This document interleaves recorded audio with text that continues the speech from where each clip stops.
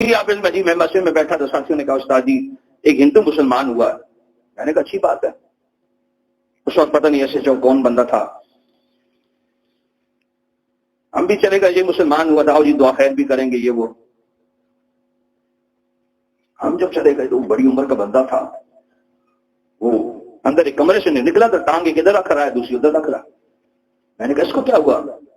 کہنے لگے ڈاکٹر صاحب آیا تھا، اس کا ختنہ کیا۔ میں نے کہا خدا تمہیں غرق کرے، بڑے بندے کا ختنہ نہیں ہوتا۔ یہ کس نے بول دیا؟ شرم گاہ کا دیکھنا حرام ہے، ختنہ کرنا سنت ہے، سنت کام کے لیے آپ حرام کام نہیں کر سکتے۔ بڑے وہ سنت نہ ہو، چھوڑو، کتنی زندگی اس نے گزار دی کہ رہنے دو۔ عجیب سوچ ہے، عجیب کچھ نہیں ہوتے کہ ہم کون سا کام کر رہے ہیں، ثواب ہے بھی کہ نہیں۔ اللہ اکبر۔ تو میرے بھائیوں بزرگوں دوستوں، ہم سوچیں، کوشش کریں آخرت کی تیاری، اس جہان میں رہ کر آخرت کی تیاری ہو۔ اور جب دیکھیں کہ گھر میں کوئی بندہ مرنے والا ہے تو کوشش کریں کہ وہ مرنے والا اپنی بیوی بچوں میں اپنے گھر میں رہ کر جو ہے نا اس کا دم نکلے۔ بس ہم لوگ اسپتال کیوں لے جاتے ہیں؟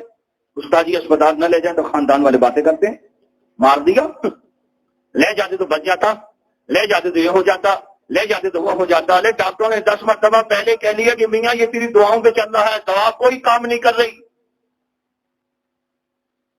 اب اسپتال کے ماحول میں کیا ہوتا ہے؟ انتہائی دیکھدار کے اندر چاروں طرف مشینیں لگی ہیں، پیپ لگے ہیں، بس بندہ پڑا ہوا ہے، لاسوں کو کلمہ پڑھانے والا ہے۔ بساؤ کا تو وہاں جو عملہ کھڑا ہوتا ہے وہ آدھا کرسچن ہوتا ہے، ان کو تو خود ہی کلمہ نہیں آتا، پڑھائیں گے کیا؟ وہ تو اپنی گپ شپ میں لگے ہوتے ہیں۔ یہ تو مجھے درد ہے، آپ کو درد ہوگا، میرا باپ ہے، میرا بھائی ہے، میری والدہ ہے، میری بہن ہے، میری پھوپھی ہے، ارے میرا خالو ہے، میرا پھوپھا ہے، دنیا سے جا رہا ہے، کلمہ پڑھ کے چلا جائے۔ ایسے بندے کے سامنے تلقین کی جائے کلمے کی، کیا مطلب؟ اس کو نہ بولو کلمہ پڑھ، بلکہ کلمہ پڑھا جائے۔ تو سارے بندے جب مل کے کلمے کا ورد کرتے ہیں، لا الہ الا اللہ محمد رسول اللہ، لا الہ الا اللہ، تو ایک مرتبہ وہ دنیا سے جانے والا بھی پڑھ لیتا ہے۔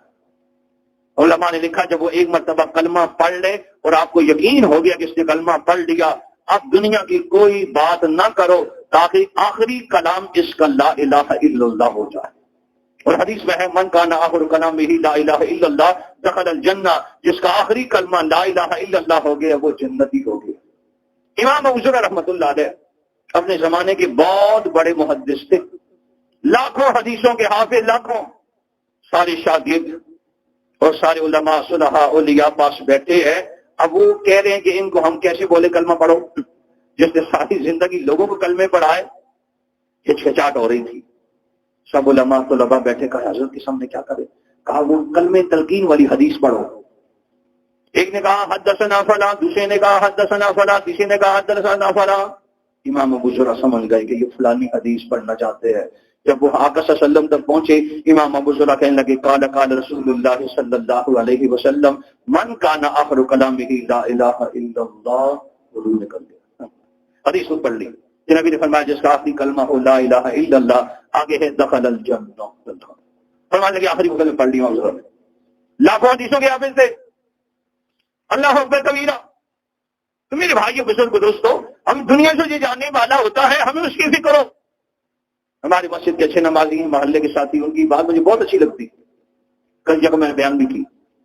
گھر میں جب بیمار ہو نا تو آپ خاندان کو نہیں بتایا کرو، انہیں ان سے بولا کرو بھائی تو پوچھنے نہیں آیا، اس کے پوچھنے سے کون سا